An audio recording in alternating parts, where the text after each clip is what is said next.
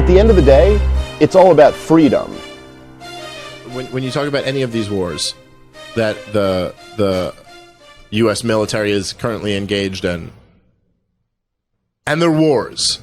Don't get it twisted. We are engaged in multiple wars right now. It's not this war on terror. That's kind of like an abstract threat. We are engaged in war with the people in several different nations right now.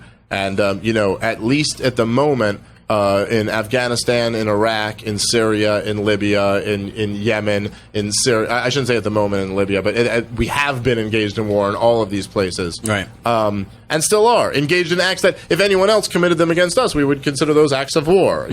It's very interesting, by the way, how they also, this is the whole, just the, everything, the more you look into it, I mean, just everything out of the national security state and people like John McCain and Lindsey Graham and all those guys, I mean, when you listen to them, it's complete nonsense. It's all complete, it all just falls apart.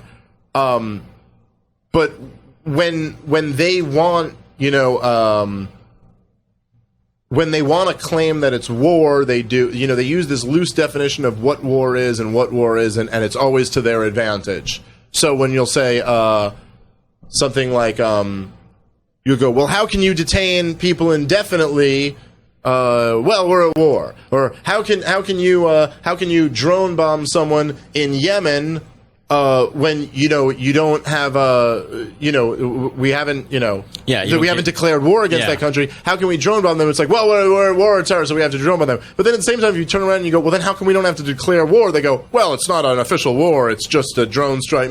So that we're kind of not at war, but we are at war. But at the same time, if anyone else ever did it to us, it would be war. Don't tell me for 1 second if Russia drone bombed Washington D.C. and then they went, Russia has declared war on America, and Russia went, no, it was just a targeted drone strike. Right.